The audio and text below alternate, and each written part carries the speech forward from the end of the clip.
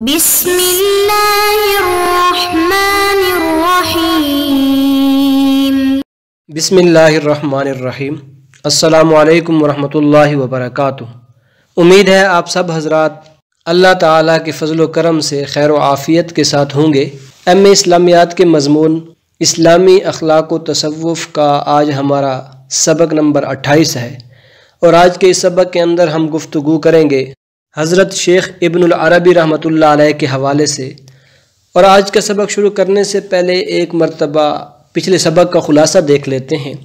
عزیز طلباء کرام، پچھلے سبق کے اندر ہم نے حضرت شاہ ولی اللہ محدث دہلوی رحمۃ اللہ علیہ کے حوالے سے درج ذیل باتوں کا مختصر تذکرہ کیا تھا۔ آپ کا نام و نسب، آپ کی ولادت کب ہوئی اور آپ کی ولادت کے وقت کیا حالات تھے، آپ کی ابتدائی تعلیم و تربیت پر گفتگو کی۔ اس کے بعد سلسلہ ازدواج اور آپ کا حج ادا کرنے پر گفتگو کی۔ اس کے بعد انتہائی مختصر انداز میں آپ کی علمی، اصلاحی اور سیاسی خدمات پر ایک سرسری نظر ڈالی تھی۔ اس کے بعد آپ کی تصنیفات کو دیکھا تھا، اور آخر میں آپ رحمۃ اللہ علیہ کی وفات کا تذکرہ کیا تھا۔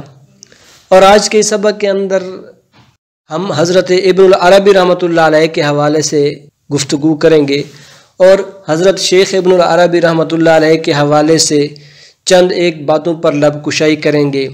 آپ کا نام و نسب کیا ہے، آپ کی ولادت کب ہوئی، آپ رحمۃ اللہ علیہ کا خاندانی پس منظر کیا ہے، آپ کی ابتدائی تعلیم و تربیت پر بھی گفتگو کریں گے، آپ کے علمی اسفار کا بھی تذکرہ کریں گے، آپ کو خلافت ملی اس پر بھی بات کریں گے، آپ کے اساتذہ اور مشائخ کا بھی تذکرہ کریں گے، آپ کی شادی اور اولاد کے بارے میں بھی بتائیں گے، آپ کے عقائد اور نظریات پر بحث کریں گے، اور آپ کی تصنیفات پر ایک سرسری نظر ڈالیں گے، اور آخر میں آپ رحمۃ اللہ علیہ کی وفات کا تذکرہ کریں گے۔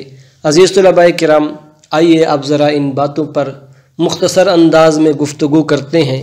سب سے پہلے آپ رحمۃ اللہ علیہ کا نام و نسب ذکر کرتے ہیں۔ عزیز طلباء کرام، آپ کا اسم گرامی محی الدین محمد بن علی ابن العربی الحاتمی الطائی الاندلسی ہے۔ آپ کی کنیت ابو عبداللہ ہے، اور آپ شیخ الاکبر کے لقب سے بھی مشہور تھے۔ اس کے علاوہ آپ کے مختلف اسماء ہیں، ابن عربی، ابن العربی، ابن سراقہ، اور شیخ الاکبر کے ناموں سے بھی آپ جانے جاتے ہیں۔ عزیز طلباء کرام، آپ کی ولادت اسلام کے سنہرے دور میں ہوئی، اور آپ کی ولادت کی تاریخ 11 جولائی 1165 عیسوی ہے، اور آپ اندلس یعنی موجودہ اسپین کے اندر پیدا ہوئے، اور آپ کی پیدائش حاتم طائی کے بھائی کی نسل سے ایک معزز عربی خاندان میں ہوئی۔ عزیز طلباء کرام، ایک نظر آپ کے خاندانی پس منظر پر بھی ڈالتے ہیں۔ چنانچہ آپ قبیلہ طے کے معروف رئیس عدی بن حاتم کے بھائی عبداللہ بن حاتم کے خاندان سے تعلق رکھتے تھے، اور یہ خاندان دین اور دنیا ہر لحاظ سے غنی شمار ہوتا تھا۔ عزیز طلباء کرام، آپ کا خاندان علم و فضل، تقوی اور پرہیزگاری، مال و ثروت میں دوسرے خاندانوں سے ممتاز اور جداگانہ تھا، اور اس کے ساتھ ساتھ آپ کے والد محترم علی بن محمد اندلس کے ایک علاقے کے حاکم محمد بن سعید کے خاص درباری شمار ہوتے تھے۔ آپ کی کم عمری کے دوران ہی مرثیہ پر موحدین نے قبضہ کر لیا، جبکہ اشبیلہ کے علاقے پر موحدین پہلے ہی سے قابض تھے۔ ان حالات کی وجہ سے آپ کے خاندان نے مرثیہ سے ہجرت کی، اور لشبونہ یعنی جو موجودہ پرتگال کا دارالحکومت ہے وہاں پر اپنے آپ کو آ کر بسایا۔ اللہ کا کرنا ایسا ہوا کہ لشبونہ کا جو امیر تھا ابو یعقوب یوسف، اس کے دربار میں آپ کو ایک معزز عہدے کی پیشکش کی گئی۔ چنانچہ اس پیشکش کو قبول کرتے ہوئے آپ اپنے خاندان سمیت اشبیلہ میں منتقل ہو گئے، اور جوانی تک کا زمانہ وہیں اشبیلہ کے اندر گزارا۔ آپ کے والد محترم کا شمار بعمل علماء اور حکماء کے اندر ہوتا تھا، چنانچہ آپ کے والد محترم کو وہاں کے بادشاہ نے اپنا معتمد اور وزیر خاص بنا لیا۔ عزیز طلباء کرام، آئیے اب بات کرتے ہیں آپ کی ابتدائی تعلیم و تربیت پر۔ چنانچہ ابتدائی تعلیم تو آپ نے مرثیہ اور لشبونہ میں حاصل کی، اور حصول علم کے ساتھ ساتھ آپ کا اکثر وقت صوفیاء حضرات کی خدمت میں گزرتا تھا۔ آپ رحمۃ اللہ علیہ نے تاریخ، شاعری اور اسی طرح بعض دیگر علوم اور فنون ابو بکر محمد بن خلف بن صافی سے حاصل کیے۔ اس کے ساتھ ساتھ ابو القاسم عبد الرحمن بن غالب، ابو بکر محمد بن احمد بن ابی حمزہ سے بھی علوم و فنون حاصل کیے۔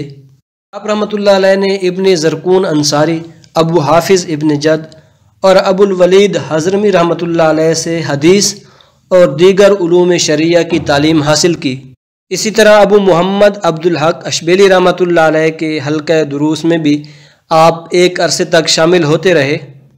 عزیز طلباء کرام، ابتدائی عمر میں آپ کا رجحان دینی کاموں اور دینی علم کی طرف نہیں تھا، اور آپ اپنی کتابوں کے اندر گزشتہ ایام کو ایام جاہلیت کے نام سے بھی تعبیر کرتے ہیں۔ عزیز طلباء کرام، آپ اپنا ایک واقعہ بیان کرتے ہوئے فرماتے ہیں کہ ایک مرتبہ اشبیلا کے کسی امیر آدمی کے گھر میں دعوت تھی، اور دوران دعوت میں نے ایک جام پکڑا تو فوراً ہی غیب سے آواز آئی، اے محمد، تم نے اس لیے پیدا نہیں کیا۔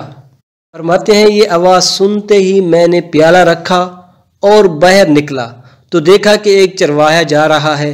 میں اس کے ساتھ شہر سے باہر آیا اور گھنٹوں تک ویرانوں کے اندر گھومتا رہا، اور آخر کار میں ایک قبرستان کے اندر پہنچا۔ فرماتے ہیں کہ میں 4 دن تک مسلسل ذکر و اذکار میں رہا، اور جب 4 روز کے بعد میں باہر آیا تو مجھے یوں محسوس ہوا کہ علوم و معارف اور اسرار و حقائق میرے اوپر منکشف کر دیے گئے ہیں۔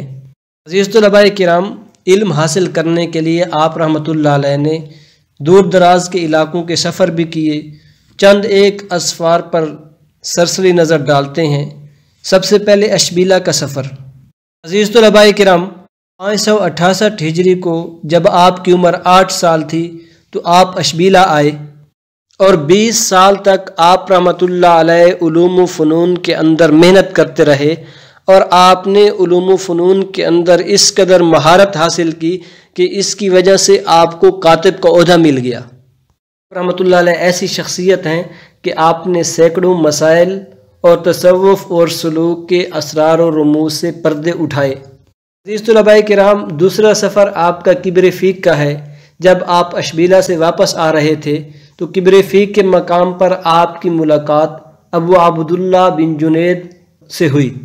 آپ رحمۃ اللہ علیہ نے ان کے ساتھ کئی علمی باتوں پر گفتگو کی، اور معتزلہ کے حوالے سے بھی مناظرہ کیا، اور معتزلہ کو اور ان کے متبعین کو اپنی طرف میل بھی کر لیا، اور ان سب نے مذہب اعتزال سے دستبرداری کی اور اسلام قبول کیا۔ عزیز طلباء کرام، اسی طرح آپ کا ایک سفر مرور کا بھی ہے، جہاں آپ کی ملاقات مشہور صوفی بزرگ عبداللہ بن استاد سے ہوئی، اور انہی کی فرمائش پر آپ نے اپنی پہلی کتاب، جس کا نام ہے التدبیرات الالہیہ فی اصلاح المملکۃ الانسانیہ، تصنیف فرمائی۔ طلباء کرام، آپ کے اسفار میں سے ایک قرطبہ کا سفر بھی ہے۔ آپ نے اپنے والد محترم کے ساتھ شیخ ابو محمد مخلوف قبائلی سے ملاقات کے لیے سفر کیا۔ وہیں پر آپ عالم برزخ کے مشاہدے سے بھی فیض یاب ہوئے، اور مشہد اقدس کے مقام پر سابقہ امتوں کے اقطاب کی بھی زیارت کی۔ طلباء کرام، اسی طرح آپ کے اسفار میں سے ایک بجائیہ کا بھی سفر ہے، اور 2 مرتبہ آپ نے بجائیہ کا سفر کیا، اور وہاں پر جو وقت کے کتب تھے شیخ شعیب بن حسین، ان کی خدمت میں بھی حاضری دی۔ طلباء کرام، آئیے اب ایک نظر آپ کی خلافت پر بھی ڈالتے ہیں۔ چنانچہ آپ کے خرقے کی نسبت حضرت خضر علیہ السلام تک پہنچتی ہے، اور فرماتے ہیں کہ میں نے یہ خرقہ شیخ ابو الحسن علی بن عبداللہ بن جامع کے مقدس ہاتھوں سے پہنا، اور انہوں نے حضرت خضر علیہ السلام کے ہاتھوں سے پہنا تھا، اور جس جگہ اور جس مقام پر اور جس طریقے سے حضرت خضر علیہ السلام نے انہیں خرقہ پہنایا، بعینہ ہی اسی طرح بغیر کسی کمی پیشی کے شیخ نے مجھے وہ خرقہ پہنایا۔ اور آپ یہ بھی فرماتے ہیں کہ مجھے حضرت خضر علیہ السلام کی صحبت بھی نصیب ہوئی۔ فرماتے ہیں کہ میں نے آداب طریقت حضرت خضر علیہ الصلاۃ والسلام سے سیکھے ہیں، اور فرماتے ہیں کہ حضرت خضر علیہ الصلاۃ والسلام کے اندر میں نے 3 خرق عادت چیزیں دیکھی۔ ایک تو یہ ہے کہ وہ سمندر پر چلتے تھے، دوسرا یہ ہے کہ ان کو طے عرض حاصل تھا، تیسرا یہ ہے کہ وہ فضا میں نماز ادا کرتے تھے۔ عزیز طلباء کرام، ایک نظر آپ کے اساتذہ اور مشائخ پر ڈالتے ہیں۔ ویسے تو آپ کے اساتذہ زیادہ ہیں، لیکن چند مشائخ کے اسماء درج ذیل ہیں۔ حافظ ابو بکر بن محمد بن خلف ہیں، ابو القاسم عبد الرحمن ہیں، قاضی ابو محمد عبداللہ بادی رحمۃ اللہ علیہ ہیں، قاضی ابو بکر محمد بن احمد بن حمزہ رحمۃ اللہ علیہ ہیں۔ اسی طرح آپ کے تلامذہ جن میں سے چند ایک کے اسماء درج ذیل ہیں: عبداللہ بدر حبشی رحمۃ اللہ علیہ، اسماعیل بن سودکین، صدر الدین اور عفیف الدین رحمۃ اللہ علیہ۔ طلباء کرام، آئیے اب ایک نظر ڈالتے ہیں آپ کی شادی اور آپ کی اولاد پر۔ بتایا جاتا ہے کہ آپ نے کئی شادیاں کی تھیں۔ آپ کی ایک اہلیہ بغداد میں فوت ہوئیں۔ کہا جاتا ہے کہ مریم بنت محمد بن عبدون بن عبد الرحمن نامی ایک پاک باز عورت سے بھی آپ کا نکاح ہوا۔ اسی طرح یہ بھی بتایا جاتا ہے کہ آپ کی ایک زوجہ محترمہ فاطمہ بنت یونس بن یوسف تھیں، اور وہ بھی ایک نیک خاتون تھیں۔ ان کے بطن سے سعد الدین محمد، عماد الدین اور ایک صاحبزادی کی ولادت ہوئی۔ اور یہ بھی کہا جاتا ہے کہ دمشق کا جو مالکی قاضی تھا، اس نے اپنی بیٹی کا نکاح بھی آپ سے کروایا تھا۔ اگر تذکرہ کریں آپ کی اولاد کا، تو آپ کے 2 صاحبزادے تھے، شیخ سعد الدین محمد اور شیخ عماد الدین ابو عبداللہ محمد، اور یہ دونوں اپنے والد محترم کے نقش قدم پر چلے۔ اور آپ کی ایک صاحبزادی بھی تھی جن کا نام زینب تھا، اور وہ شیر خوارگی ہی کی عمر میں روحانیت، ولایت اور کشف و الہام کے درجے پر فائز تھیں۔ آئیے اب ایک نظر آپ کی تصنیفات پر بھی ڈالتے ہیں۔ تو علامہ عبد الرحمن جامی رحمۃ اللہ علیہ، امام یافی رحمۃ اللہ علیہ کے حوالے سے آپ کی تصنیفات کی تعداد 250 سے بھی زیادہ ذکر کرتے ہیں، جبکہ شیخ ابو الحسن علی بن ابراہیم فرماتے ہیں کہ آپ کی تصانیف کی تعداد 500 سے زیادہ ہے۔ اسی طرح بعض حضرات نے فرمایا کہ آپ کی تصنیفات کی تعداد 991 ہے۔ اور یہ بھی کہا جاتا ہے کہ بعض مریدین نے آپ سے سوال کیا تو آپ نے جواب میں فرمایا کہ 180 سے زائد کتابیں اور رسائل میں نے تصنیف کیے ہیں۔ عزیز طلباء کرام، آئیے آخر میں آپ کی وفات پر بات کرتے ہیں۔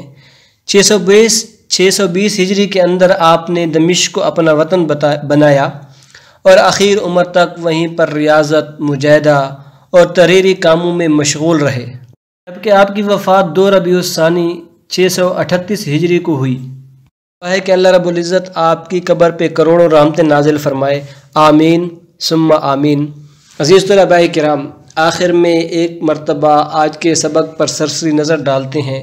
چنانچہ آج کے سبق کے اندر ہم نے شیخ ابن عربی کا نام و نسب ذکر کیا، آپ کی ولادت کے بارے میں بتایا، آپ کے خاندانی پس منظر پر گفتگو کی، اس کے بعد آپ کی تعلیم و تربیت کے بارے میں بات کی، آپ کے علمی اسفار کا تذکرہ کیا، آپ کی خلافت کے بارے میں بات کی، آپ کے اساتذہ اور مشائخ، آپ کی شادی اور اولاد کے بارے میں تذکرہ کیا، اس کے بعد آپ کے عقائد اور نظریات کیا ہیں اس کے بارے میں بات کی، اس کے بعد آپ کی تصنیفات پر ایک سرسری نظر ڈالی، اور آخر میں آپ کی وفات کا تذکرہ کیا۔